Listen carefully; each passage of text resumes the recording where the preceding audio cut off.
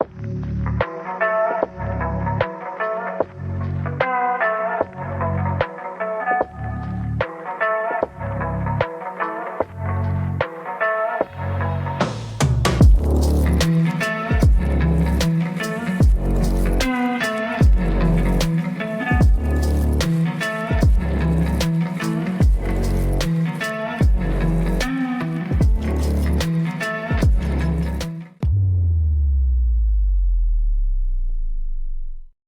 what's up, everybody? Welcome back to Brainwashed series. I'm super excited for this interview. We have a special guest over here, and I'm really excited for this conversation. So, welcome to the show, J.R. Spear. Yeah, thank you. I'm glad to be here, man. Thank you so much. Thank you for being here, and let's dive right in. Let's start with introduce yourself a little bit.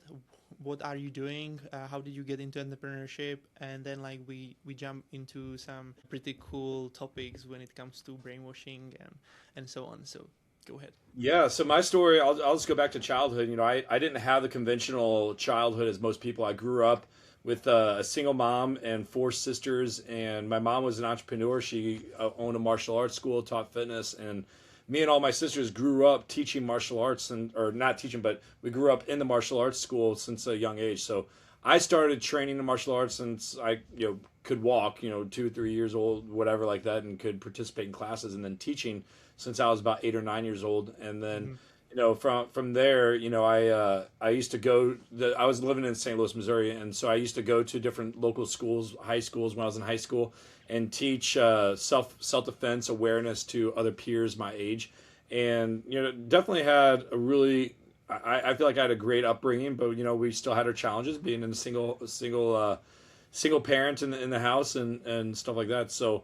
But I did have my troubled times. When I started becoming a teenager, I was rebellious and doing those stupid things and getting in trouble with the law and all that stuff. And similar to your story, I had my grandparents are very involved in my upbringing for the way that of who I am today. And there was one day, I ended up losing my driver's license because I got in trouble with the law and ended up needing to make some money and got fired from my job for doing different stupid things and didn't know what I was going to do in my life. And so I'm a junior in high school at this time, so 11th grade. And I skipped school that day, and I was home. My grandmother came over, and I asked her, I said, hey, you know what? I need some help. I can't drive because I lost my license, but could you drive me to some pawn shops so I can sell some of my items? And so she agreed. I threw a bunch of my stuff in her car, and she's driving me down the street in St. Louis. And she's passing by all these pawn shops. I was like, Grandma, where are you going? You're passing by the stores right here. And she looked at me and just told me to be quiet and just sit there. And so she makes a left turn and goes behind the shopping center and then parks the car and looks up and she says, you're not coming out of that building until you sign up for the military. And that was the beginning of the wake up call for me. And I looked at her and I knew that I wouldn't say no to my grandma. And so I was like, okay, I knew I wouldn't go Army. I knew I wouldn't want to go to the Air Force. The Marine Corps was too tough for me at that time, and so I was like, okay, I'll go in the Navy because my grandfather was retired Navy, and I ended up joining the Navy at that time and spent the next 4 years after high school in active duty service. But God has a sense of humor because even though I didn't want to go to the Marines, I ended up spending my whole time with the Marines, and so I went to boot camp, and I ended up being a chaplain's assistant in the military, and which means I provided administrative assistance, but I was also security for the chaplain during time of war. Because chaplains, if those listening don't know what a chaplain does, yes, they're providing ministry and support on that level, but they're also non-combatants, meaning they can't even carry a weapon for defense. And so they had someone like me that provided that security for the chaplain during time of war. So I did that, and then in 2006, I ended up deploying to Iraq with 2nd Battalion, 4th Marines on the 15th MEU, and experienced a lot of tragedy and trauma and stuff like that. Where on February 7th, 2007, I survived a suicide bombing at a walking checkpoint in Barwana, Iraq. And from that day on, it completely changed the whole trajectory of my entire life. I'm still injured today on my right side of my body where I don't have full rotation with my right arm. And then my right side of my face is still kind of numbness feeling. I have TBI and tendonitis in my right ear. And so I still live with those demons every single day and reminded about what took place. And here I was thinking I would make a career out of the military, and at that moment I realized that I was gonna just get out and start a family and pursue a different path. And so we got back from deployment on May 31st, 2007, and I ended up getting out July 10th, and then started my first business in St. Louis, Missouri, which was a martial arts school that fall. And since then, I've been on just this entrepreneur path, ended up starting and selling and closing down 7 different businesses.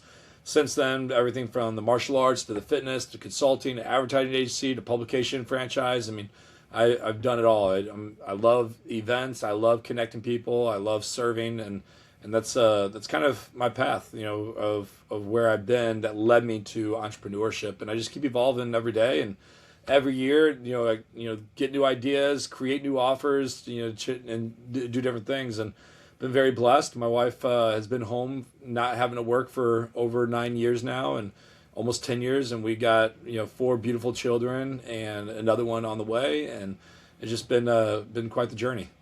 That's amazing. Actually, what was your biggest takeaway from all the training and everything what you went through in the army that shifted the way that you operate and how you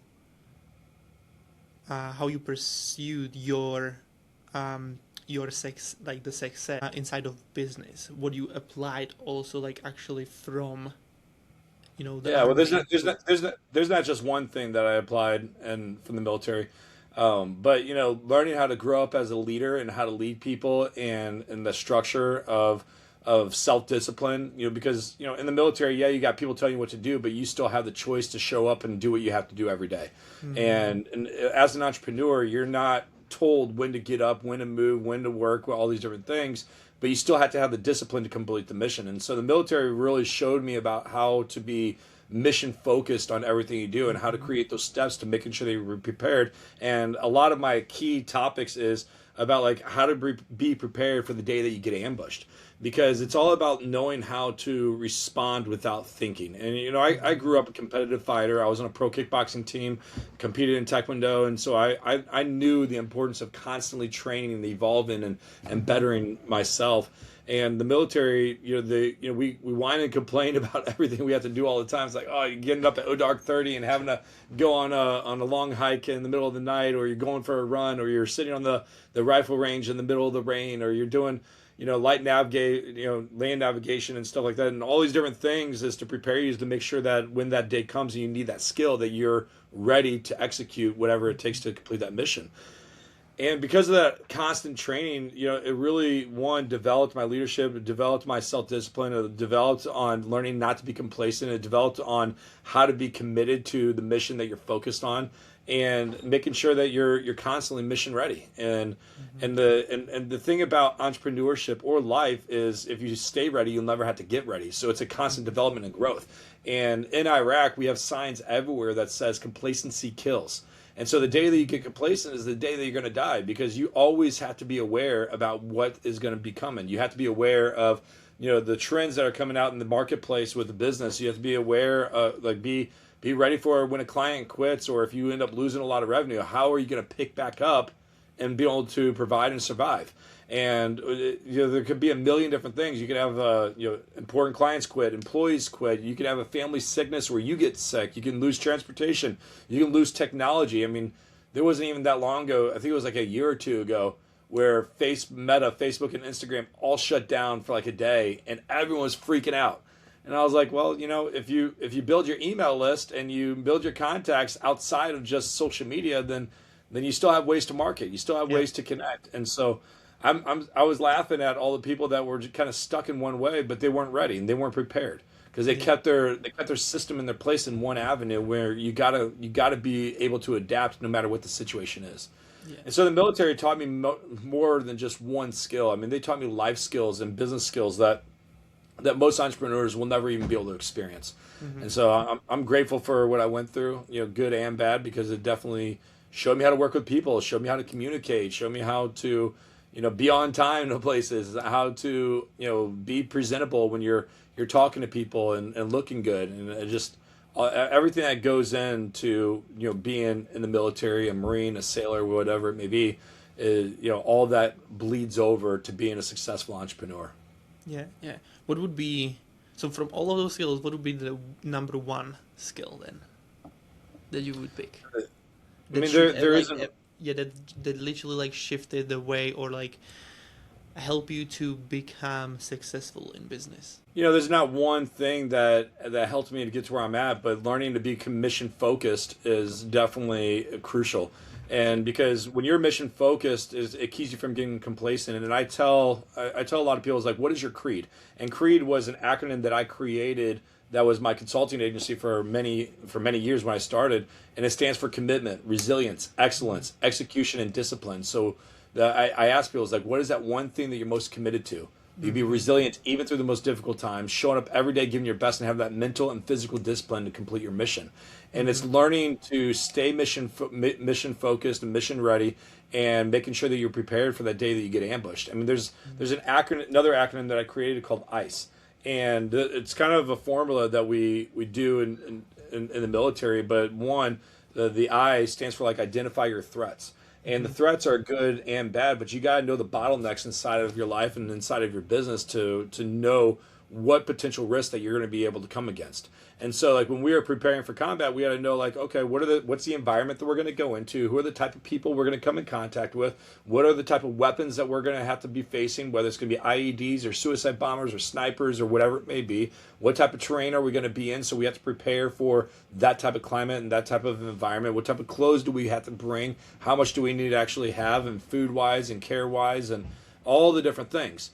But you can't step out on a mission and go to combat and be ready if you don't know what you're going to be coming against. And so I tell people, it's like, you got to first identify the threats. You got to identify all the things that you're going to be coming against. And inside a business, that's no different. Like, you got to think about, like, okay, what if, or when I end up losing these clients, how am I going to be able to pick up and provide? When I lose this employee, who's going to pick up that slack? When someone in my family gets sick and I can't work, how is the mission still going to be able to move forward? I mean, all the different possibilities that you can come against, you have to make sure that you're prepared and ready. And then when you're going through the ICE, you got the I, identify your threats. The second thing is that creating that plan. So the C is create the plan. You identify the threats, all the different bottlenecks, now you got to create that plan. What is the procedures? What's your SOPs? What is the standard operating procedures? The things that you need to do to making sure that everyone knows how to move if you are not present or something would come down. If you are not mission ready, if you are not prepared for that day that you get ambushed, or you knowing your threats or whatever, you're going to constantly be living in a state of stress and fear. Because you're not going to have any predictability in your business. You're not going to have any predictability on what to do next, or if the market goes down, how are you going to be able to come back up? Are you relying on one income stream? Are you relying on one source? You're relying on one person? What is that? I mean, I had a client recently, she ended up losing her biggest client, which was 90% of her revenue. She was with them for years, but then that client ended up, her client ended up, closing business and stuff like that. And so she was freaking out. And so she's like, what am I going to do? And she's still trying to bounce back from it. And if you're not ready for something like that, then you're going to find yourself in a pretty bad place.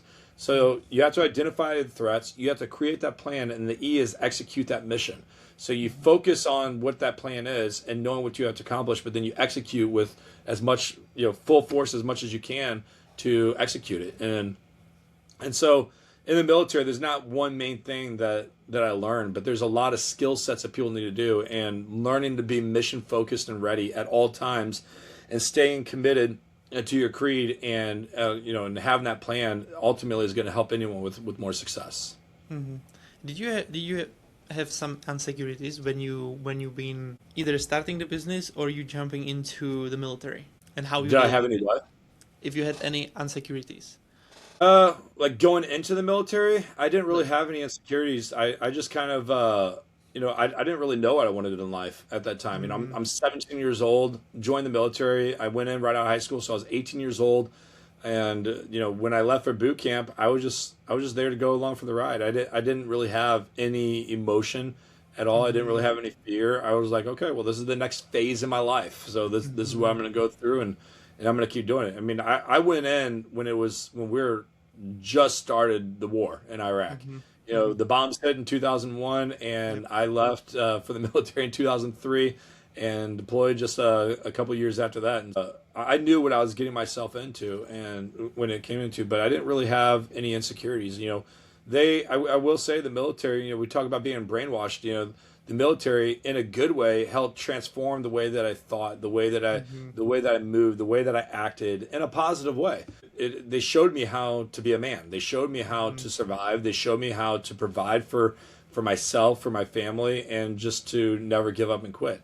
Now, there's not every military person when they get out that has a lot of success. I mean, there's a lot of people that get out and they still fight demons. I mean, we all got demons. I mean, I have my own demons that I'm facing with every single day, just constantly a reminder of thinking about the death and the things that I saw in Iraq and have the injuries that I'm dealing with every single day. But there's a lot of people that just can't overcome it. And for me, and I had this conversation with my wife the other day because I recently found out that a Marine that I deployed with recently died.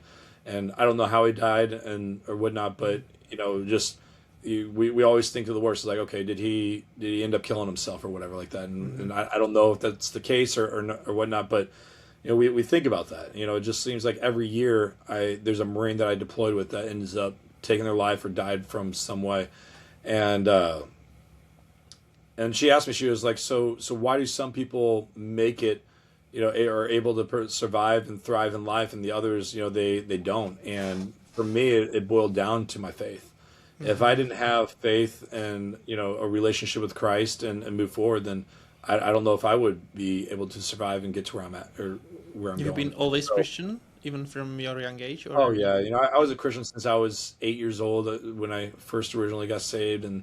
But even when I was in high school and going through trouble, I always had this mentality. It's like, oh, God will forgive me later. I'll ask for forgiveness. But I still, you know, when I was 17, I rededicated and I've just been on fire ever since. And in the military, being a chaplain's assistant, which is what my job was, I just fell in love with discipleship and servant leadership and helping other people, and you know, just being that example of Christ to everyone that you can. And so that's the thing that keeps me driving and keeps me moving forward. Yeah. You know, like what I can see also, like when it comes to business and people are starting out businesses, they are going into the business from the wrong from the wrong goal, or like they expecting to make money, right? But that's not what you should actually be interested in. You should be seeking all the time how you can help people, how you can provide more value, because solving problems actually equal to get paid money, right? So if you're going to be sticking with basically going to a business just because you want to make money, it's not going to work for you, right? So but what I want to bring the conversation to is like what you can see the biggest brainwashing in your area when it comes to like stories, worldviews, mistakes, or like patterns that keeps people stuck in your area. Gosh, there's so many. You know, first off, the one thing that keeps people stuck is themselves. I mean, we self-sabotage our own selves and our own beliefs without getting help. I mean, gosh, even for me, years ago, I just have, most of my life, I had such an ego to myself. And if you had asked me, the joke as a child and even going into adult was like, JR knew no wrong. Like, I was always right in everything that I did. And I would always stand on my mountaintop and I would prove that. And then, you know, it was probably, you know, I don't know, it was maybe 5+ years ago or a little bit longer, where I was like, you know, maybe I don't know everything. Maybe I do need, you know, there's someone else out there that knows something better than me. And so I seeked out, you know, mentorship, and I got, you know, hired a coach and all these different things. And gosh, there's just such a big world and things that we just don't know, and especially with technology and life and systems that continue to evolve. And you know, as a good leader, we got to be a student of our own craft at all times. It's like, think about martial arts. You know, martial arts, it's like the truth is there really originally was only one belt, and that was the white belt. And it just turned black from over time from getting dirty and sweat and experience and training. But we Americanized, modernized the belt system for one, more money, and two, to keep kids and people on track with the next goal of like, what do I need to achieve? But the truth is, there's only one belt, and we never become an expert or master in what we do, because you're always going to be practicing that same kick, that same punch over and over and over again, and there is no stopping. So, and as a business owner, there's things that continue to stop us is thinking that we know it all and we know better, and so we self-sabotage ourselves, staying in that same groove, and we don't take any steps forward. And the other thing is, like, people just lack work ethic. They lack discipline, and they just don't show up. It's like, you mentioned, people get into entrepreneurship to make money, and I don't see a problem with that, on making money as an entrepreneur, but as entrepreneurs and leaders, we have to be problem solvers, and to do well. And a lot of people, they get into entrepreneurship by accident, and it's not. It's like, okay, I learned how to. I'll use the example all the time, but I learned how to sling a hammer, and so I know how to build a house or whatever like that. And so other people find out that I know how to build a house, and now they're asking me and saying, "Hey, can you come over and fix my deck? Can you fix my bathroom? Can you remodel this or that, or my porch, or whatever it may be?" And now they find themselves busy doing something that they don't necessarily love to do, but they've learned something that they're good at that can help other people, and now they're getting paid for a service that they naturally just knew how to do well. And so business is all about learning to solve problems, regardless whether you're doing coaching or you're providing a product or a service of any kind. If you make maps, if you guys sell, like, make pens and sell them, it solves a problem. And so that's where entrepreneurship comes from. But the biggest thing keeping people from getting success is themselves, and people finding, going into this belief that entrepreneurship is easy, or entrepreneurship gives you this freedom that you see on TV and all these or online, that they can magically just be able to not work whenever they don't want to work, and because they got all these different things. But that's not the reality. I mean, you get to earn your stripes. You get to earn the time to get off, but you're going to work more hours. You're going to have a lot more stress. You're going to have a lot more fear. You're going to have a lot more battles building your own business than going to work for someone else. But the beauty of it is you're building something that's yours. And when you have something that is yours that you're building, now there's self-gratification, there's purpose, there's meaning behind what you're doing, versus waking up to just help someone else. Now, I'm not saying that every person is cut out to be an entrepreneur. I would say probably most people that are entrepreneurs should never be an entrepreneur. They just need to go work for someone, because they don't have the grit or the thick skin or sacrifice or willingness to do what it takes to be successful where they're at. And so, for that reason, they should, arm themselves with someone that does, and that can keep them moving and go. But as an entrepreneur and as a leader, you have to have a certain level of resilience and the grit to be able to show up and do what it takes to make the mission happen. Yeah.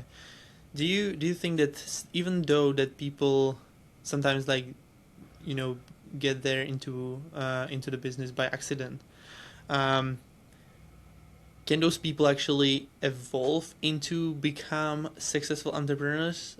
1,000%. I mean, I know a lot of people that they're still running a business of something that they didn't even love. And one of my close friends is like, he does, home service work and landscaping, and he's great at it. He makes a lot of money doing it, but he didn't really like it. But he's doing it because he's good at it, and it's paying his bills and things like that. So, there's one thing on doing something that you're good at, and there's doing something that you are called to do, and having that purpose. And if you continue staying doing the things that you know that you're good at, but you're not feeling that fulfillment or whatever, I'm not saying stop it, but I'm saying keep searching and be in discovery for what you're called to do. Because if not, your life is so short. It's like a vapor, and it's like there's going to be one day when you're going to put your head on your pillow and not wake up, and you're going to be like, man, I wasted my whole life doing something that I never enjoyed doing. And so Exactly. always going out there to seek and find what that is. And I do believe that people that just kind of get trapped in entrepreneurship by accident can be successful, but it's that level of and well, you got to look at what success actually means too, because every person it's very different. I mean, some people may look at success as how much money they got in the bank account, while others Hmm. look at success about how much time they get to spend with their family. Hmm. And like you could be homeless living on the street and still feel completely successful because you're doing what you love to do. Hmm. What And is success for you actually? I've made a lot of money and I've been very poor. And I will tell you the success for me is all about my family and being able to making sure that my kids are being raised up for being God fearing individuals who love the Lord, who wants to disciple and further God's kingdom on there. And so my my like level gauge of success is how well my kids grow up in society Hmm. and how Hmm. well they do. And reality is, as a Christian, our main goal and focus is one thing, and that's to hear our Father say, "Well done, my good and faithful servant," when we die. And so we only have so many, let's just say 100 years or 80 years on earth. I'm going to grind and do the best I can until the day that I die and he calls me home. And so when I get home to the Father, Where that hunger came actually, you know, where the I don't know. For me, I'm just always been a very self-driven individual. I never like to me I never really been competitive. well. I never been a lazy person just Yeah. sits around and like I never watched sports. So like sports like I love playing sports. I mean I grew up as a You'd fighter. I rather played be on the field than actually watch it, right? Yeah, but I played ice hockey growing up and I loved it. Like ice hockey is one of my favorite. I mean, martial arts is one of those things that I never considered a sport because it was like a lifestyle thing for me. Have you So studied martial arts before you joined the army or like yeah, after? I've been doing martial arts since I was 3 years old, and then I've been teaching Wow, since I was about 8 or 9. wow. So that was your like your parents, Yeah, like my mom, kind of. yeah, like I mentioned in the beginning, my mom owned a school, and so I grew up in the martial arts school and been Right, right, teaching ever right. since then. And I trained Marines and sailors in the martial arts when I was active duty, and so to me it's natural. And I still teach today. I started a martial arts program for homeschoolers about 5 years Mm-hmm. ago, Mm-hmm. and so I have about 15 or 18 kids that I teach on a weekly basis, and so I still stay in the game and That's still awesome. teach. Love it. It's cool because three of my kids they've been active and doing it for about 6 years now, 7 years, That's and awesome. Yeah, that's still awesome. continue to grow. Yeah, Yeah. because like with this world, like what is happening, and when we're talking about brainwashing and so on, and you've been also mentioning that you are schooling your kids. Why is that actually? Like, why are you doing it? Yeah, so many different things. And I will say one reason is because as an entrepreneur, if I want to see my kids, I and I have to homeschool because I travel a ton, and if they were in a regular school system, I would never see them. Like today, all the other kids are at school today, and we're taking the next 2 weeks off because of the holidays, and so they didn't do any work yesterday or today, and we get to do it. I usually do a big event in Florida every year, and we'll be down there for like a week or two. So I'll do my event for 4 or 5 days, and we'll take the other week to go do that. We went to visit my family in St. Louis, Missouri, and I wanted to take my family. We went there for a week, and so we had that flexibility to be able to come and go and do whenever we want, and still be able to teach them and grow. I mean, my kids are highly intelligent, super like knowledgeable in different things, and so I would say that they're probably light years ahead of most kids that are in the public school system, just because they're getting life skills. So Yeah. having that flexibility is one, but two, it's like I don't like for me talking about the brainwashing of the doctrine. I don't want to have to retrain my kids every day when they come home from school, tell them what is right, what they should listen to or not, because I want them to respect authority. I want them Hmm. to respect adults and teachers and officers or military and everything like that. And so being able to say, well, this person's wrong and you shouldn't listen to this and that, it just we want to be able to know and control what they're learning, what's good, what's bad, our morals, our ethics. I mean, gosh, and I don't know about where you're at, but in our area, kids that are in elementary school in third and fourth grade are being asked what gender they are. And I'm like, that's why is a kid even being asked that? This is absolutely insane to me that it's even a question. I mean, I've gone to some of the schools and there's co-ed bathrooms with, it's like, okay, what do you choose to be today, type thing, or That's you know, insane, right? That's but insanity. Like, yeah, well, then if you start going to like vaccinations and stuff like that, it's like we're not against the medical system, but we also know and understand what's good and what's not, and so we want to be able to control that without being forced saying you got to go do this, this, and this, and yeah. we listen to our bodies and we holistically we do what is right, and so just being able to have a little sense of control of what's being done. I mean, think about this as children. Or well, let's take we call it boots. So like in the military, when you first go in, you're considered a boot. Like you don't know anything, and you got to learn and train out to be before you go out to war. And so when I first went into granted, I grew up playing like knowing how to shoot guns since I was a little kid. So I'm not a good example for that. But let's just say, example, you got this young city boy that never held a rifle before, doesn't know how to do laundry, doesn't know how to live. You have to train them on how to wear a uniform, how to live, how to take care of yourself, how to load a weapon, how to clean your weapon, how to shoot your weapon, how to actually be physically fit. All these different things is preparing them for combat, and your children are no different. I mean, we have to train up our kids the way that they should be, so that way when they go out into the world, they're ready for that war, they're ready for that combat. And we're always in combat every single day, fighting against right or wrong, making choice A or choice B, and no matter what we do. And from a young age, kids don't have that capacity to do it, so they're going to do what they're told to do. And so, if as the parents, like our first model and role and mission is to learn how to lead our family well. And if we can't learn to lead our kids and lead our family, then we can't lead other people out in the world. So if you're an entrepreneur and your house is broken, then your business is going to be broken. And so for us, it's just a choice that we made that. One, we wanted flexibility for raising our kids, but we also want to make sure that we have control of what they're learning, good or bad, and be able to teach them right from wrong. So that way, when they are mentally stable as a young adult or teenager, that they're able to go out there and make good, wise decisions, and not being followers of what other people are saying and doing. And with the school system, it's just there's lack of. There's just lack of any type of good nowadays. Now, I grew up in a public school system, and and for me, it's a very different time now than it was back then. I mean, no one asked you your political beliefs.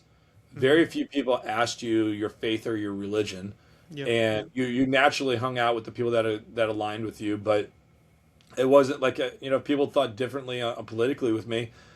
We didn't ask those questions. It wasn't a thing. It wasn't like, okay, well, I'm not going to be friends with you because you're a Democrat or Republican or conservative or not or whatever like that. It's like you're friends because you like that individual, not because you're worried about what sex that they are or who or whatever else. And it's absolutely stupid. And so we want to control what's being said and not said. Yeah, and also like the whole education system is pretty much like that's another insanity that is happening there. When you think about like what's the world about today, and we are still taught the same stuff that was even like 100 years ago, pretty much, which is like freaking drives me crazy completely. Because like why those people never taught us about money, because like money is one of the most important thing to actually understand, to be financially literate, right, educated, to know what money are, like how they work. Like everybody should have this type of education, and then we are basically waking up in a country where is huge debt. You have to like literally pay since you are literally kid because you want to study something.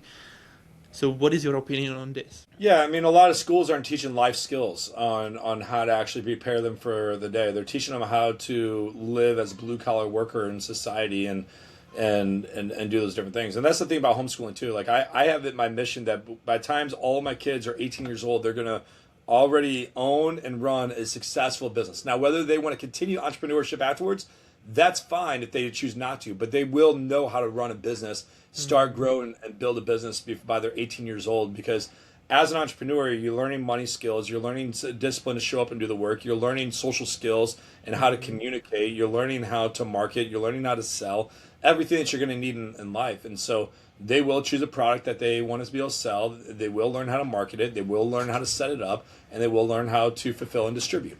And so I don't care what it is, whether it's going to be teaching martial arts or whether it's going to be selling, hair bands, whatever it is, they're going to learn how to do it. And those are life skills that they're not teaching in schools nowadays. And maybe they are, maybe they're not. I mean, I've been out of school for a long time, so but from what I hear is just and from my experience growing up is my school. Gosh, I graduated with 1.2 GPA in high school. That's because I didn't even show up most of my junior or senior year, and they gave me a diploma because they knew I was going to the military. But I'm not joking you. Like, I didn't show up for most of the year. My English teacher my senior year gave me a C in class, and I think I went to class 3 times the whole year. And he still passed me because he knew I was going to the military. And I was close friends with the principal and things like that. And they were like, hey, you know what? He's not going to do well in school, so might as well military wake him up. And I'm glad that they did that, because if I didn't go to the military, I don't know where I would be today. But then it helped me grow more mature. And then when I got out of the military and I started going to college even while I was active duty, I ended up graduating college with a 3.5 GPA. That's because I was more mature. I had better work ethic, and I was doing it for me, not because I was forced to do something. So that's our thought when it comes to like the school system and like the brainwashing of that aspect. But there's so many different reasons why. Is just why do you think that people, like, we aren't taught about money at all? I don't know. I'll from one theory that I have is the government wants to keep people in the system.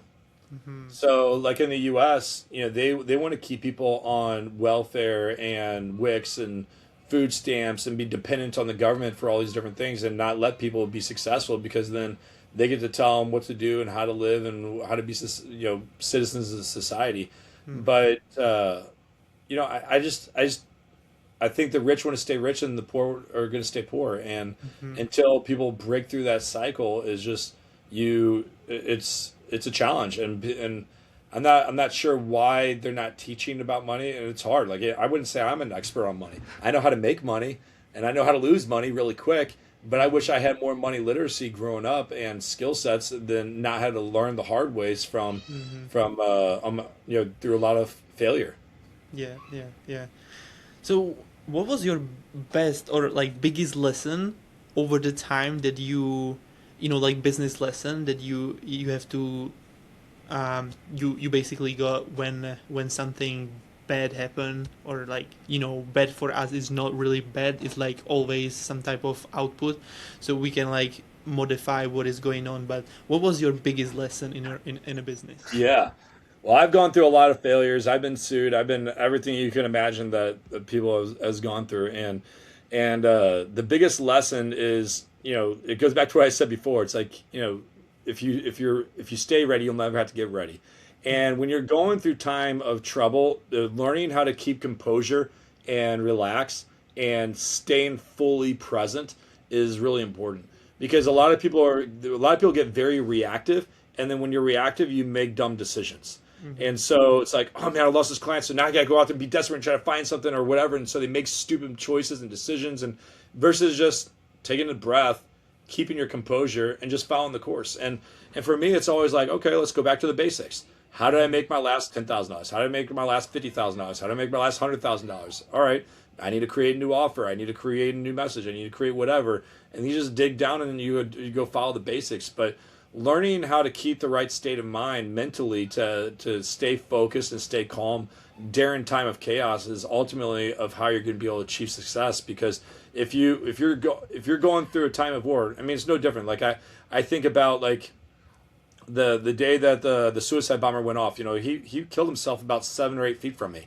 and yet even though I was thrown to the ground, I couldn't see or hear anything. My right side of my face was completely numb. I couldn't lift my rifle up. My ear was completely ringing. I couldn't see outside of 1 or 2 feet from either side.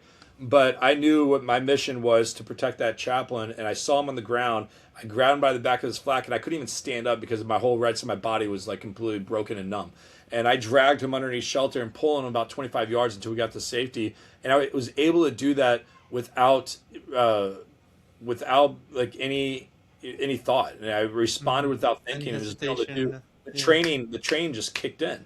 And the thing is, we need to constantly be in training and ready and prepared for that day that we get ambushed, and learning to keep that right state of mind so that way you are ready during the time of chaos is super important as an entrepreneur.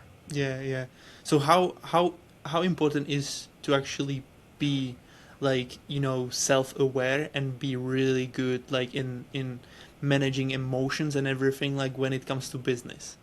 Yeah, well, so my mission for Business Leaders Network, which is the name of my organization, is to build a community of emotionally intelligent servant leaders. And emotional intelligence is a key component when it comes to success of entrepreneurship, because there's 5 key traits that I learned from Walt Disney when it comes to emotional intelligence.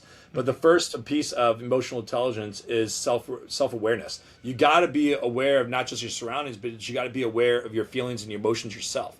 And once you're aware of what's going on internally and externally for yourself, now you got to know how the second piece, which is self-regulations. How do you self-regulate what you're feeling, what you're doing, or self-regulate the room and the environment that you're in, whether good, bad, or chaos or whatnot. The third piece of emotional intelligence is motivation. So when you're not feeling motivated or excited, or the ability to be able to regulate what needs to be done, then you got to figure out ways in time of chaos to motivate yourself to get up to do what needs to happen. And then the next piece is you got to express empathy for others and understand and knowing that you're not always right.